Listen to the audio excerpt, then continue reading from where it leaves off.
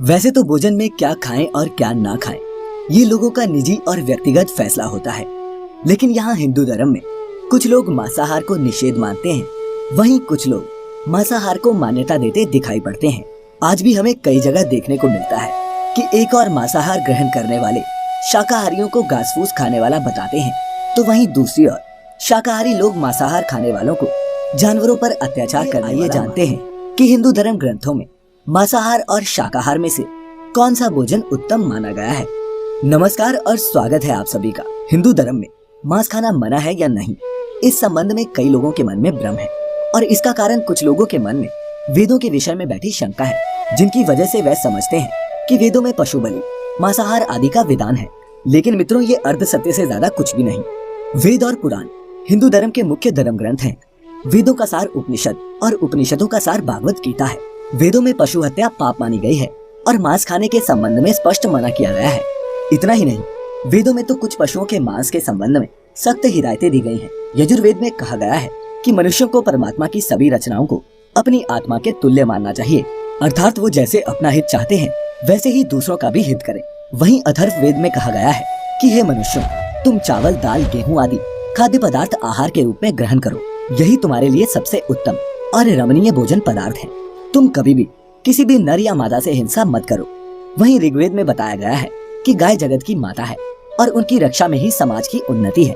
मनुष्यों को उनके समान सभी चार पैर वाले पशुओं की रक्षा करनी चाहिए। गीता में मांस खाने या नहीं खाने के उल्लेख की बजाय अन्न को 3 श्रेणियों में विभाजित किया गया है, सत्व, रज और तम। गीता के अनुसार अन्न से ही मन और विचार बनते हैं। जो मनुष्य सात्विक भोजन ग्रहण करता है उसकी सोच भी सात्विक रहती है। मांस और मदिरा जैसी चीजें तामसिक भोजन कहलाती हैं।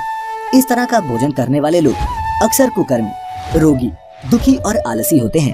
गीता के अनुसार सात्विक आहार आयु को बढ़ाने वाला, मन को शुद्ध करने वाला और बल, बुद्धि और स्वास्थ्य को तृप्ति प्रदान करने वाला होता है। जब यही शाकाहारी आहार अत्यधिक खट्टा, नमकीन या फिर ज्यादा तेल मसालों के साथ पकाए जाते हैं तो वह राजसी आहार बन जाता है और ये राजसी आहार दुख, शोक एवं रोग उत्पन्न करता है। ठीक इसी तरह गरुड़ पुराण में भी श्री कृष्ण से जुड़ी एक कथा का वर्णन मिलता है।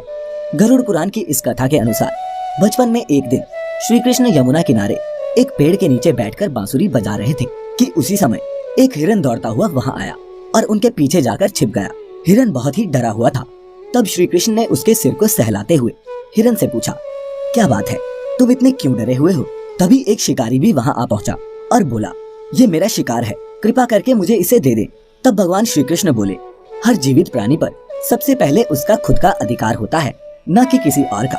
ये सुनकर शिकारी को क्रोध आ गया। उसने गरजते हुए कहा, ये मेरा शिकार है, इसे मैं पकाकर खाऊंगा, तुम मुझे ज्ञान मत दो।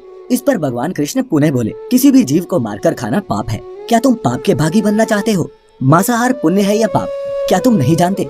तब वह शिकारी बोला, मैं आपके जैसा ज्ञानी नहीं हूँ, मैं क्या जानूं मांसाहार पुण्य है या पाप।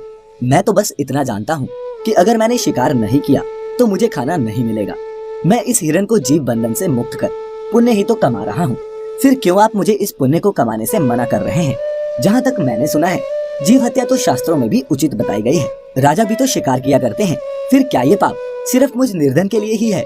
ऐसे तमाम तर्क देते हुए शिकारी ने फिर श्री कृष्ण से पूछा, अब आप ही बताइए, मांसाहार पुण्य है या पाप? शिकारी के मुख से ऐसी बातें सुनकर भगवान श्री कृष्ण समझ गए कि इसकी बुद्धि मांस खाने के कारण तामसिक हो गई है और उसने सोचने और समझने की बुद्धि भी खो दी है। फिर भगवान श्री कृष्ण बोले, मैं तुम्हें एक कथा सुनाता हूँ, जिसे सुनने के बाद तुम ही बताना कि मांसाहार पुण्य है या पाप। वह शिकारी सोचने लगा कि इस कथा को तो मैं सुन ही लेता हूँ, मेरा मनोरंजन भी हो जाएगा और बाद में मुझे इस हिरन का मांस भी मिल जाएगा। फिर श्री कृष्ण ने अपनी कथा आरंभ की। एक बार मगध में अकाल की वजह से अन्न का उत्पादन कम हो गया। राजा को चिंता सताने लगी कि यदि इस समस्या का शीघ्र ही निदान नहीं किया गया तो संरक्षित अनाज कोष भी खत्म हो जाएगा। इसके बाद संकट और भी भीषण हो जाएगा। इस समस्या से निपटने के लिए मगध के राजा ने तुरंत ही राज्यसभा में अपने सभी मंत्री और सिपह सलाहकारों को बुलाया और सभी से पूछा कि राज्य की इस खाद्य समस्या को सुलझाने के लिए सबसे सस्ती वस्तु क्या है। ये सुन सभी मंत्रीगण सोचने लगे। चावल, गेहूं, आलू इत्यादि पदार्थों को उगाने के लिए बहुत श्रम करना पड़ता है और उसमें समय भी काफी लगता है। ऐसे में तो कुछ भी सस्ता नहीं हो सकता। तभी शिकार का शौक रखने वाले एक मंत्री ने खड़े होकर महाराज से कहा, महाराज, मेरे मुताबिक सबसे सस्ता खाद्य पदार्थ मांस है। इसके लिए धन भी खर्च नहीं करना पड़ता और पौष्टिक खाना भी मिल जाता है। ये सुनकर सभी सामंतों ने इस बात का समर्थन कर दिया, लेकिन मगध के प्रधानमंत्री अभी भी चुप थे। ये देख राजा ने प्रधानमंत्री से पूछा, आप क्यों चुप हैं? कुछ कहते क्यों नहीं? आपका क्या मत है? इसके बाद प्रधानमंत्री ने कहा, मैं ये नहीं मानता कि मांस सबसे सस्ता पदार्थ है, फिर भी इस विषय पर मैं अपने विचार आपके सामने कल रखूंगा। प्रधानमंत्री उसी रात मांसाहार का प्रस्ताव रखने वाले उसी सामंत के घर पहुंचे जिसने ये प्रस्ताव रखा था। सामंत ने इतनी देर रात प्रधानमंत्री को अपने घर आया देखा तो वह घबरा गया। किसी अनिष्ट की आशंका से वह कांप गया। प्रधानमंत्री ने कहा, संध्या को महाराज बीमार हो गए, उनकी हालत बहुत ही खराब हो गई है। राजवैद्य ने कहा है कि किसी शक्तिशाली देह का 2 तोला मांस मिल जाए तो राजा के प्राण बचाए जा सकते हैं। आप महाराज के सबसे निकट हैं, इसके लिए आप जो भी मूल्य लेना चाहें वो ले सकते हैं। आप कहें तो इस काम के लिए मैं आपको 1 लाख स्वर्ण मुद्राएं भी दे सकता हूँ। इसके अलावा एक बड़ी जागीर भी आपके नाम कर दी जाएगी। आप केवल हाँ कह दें, मैं कटार से आपके हृदय को चीरकर बस 2 तोला मांस निकाल लूंगा। ये सुनकर उस सामंत के चेहरे का रंग फीका पड़ गया। वह सोचने लगा कि जब जीवन ही नहीं रहेगा तो लाखों स्वर्ण मुद्राओं का मैं क्या करूंगा और बड़ी जागीर भी किस काम आएगी। वह झटपट अंदर भागा और अपनी तिजोरी से 1 लाख स्वर्ण मुद्राएं लेकर आ गया। मुद्राएं देकर उसने प्रधानमंत्री के पैर पकड़ लिए और गिड़गिड़ाते हुए बोला, महाशय, मैं आपकी 1 लाख स्वर्ण मुद्राओं में अपनी 1 लाख मुद्राएं और मिला देता हूँ। इस पैसे से आप किसी और के हृदय का मांस खरीद लें, किंतु मुझे जाने दें।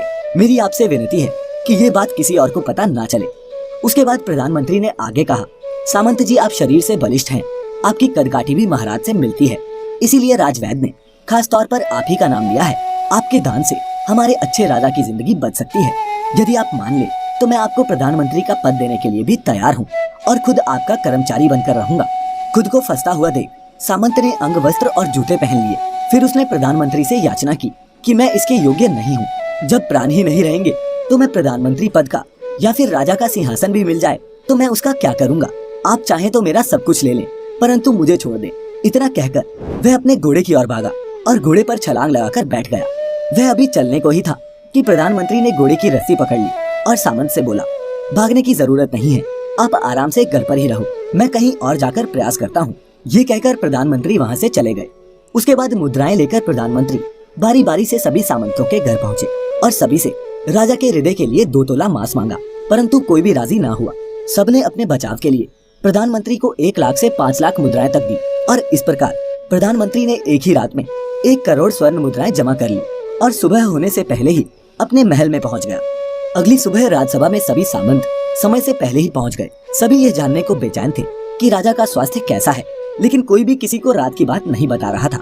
थोड़ी देर बाद राजा सभा में अपने चिर परिचित अंदाज में आए और सिंहासन पर आकर बैठ गए। सभी सामंतों ने देखा कि राजा तो कहीं से भी अस्वस्थ नहीं लग रहे, उन्हें तो कुछ हुआ ही नहीं था। प्रधानमंत्री ने उनसे झूठ बोला। हर सामंत के मन में यही विचार चल रहा था। तभी प्रधानमंत्री ने राजा के समक्ष 1 करोड़ स्वर्ण मुद्राएं रख दी। राजा ने पूछा, ये स्वर्ण मुद्राएं किसके लिए हैं और कहां से आई?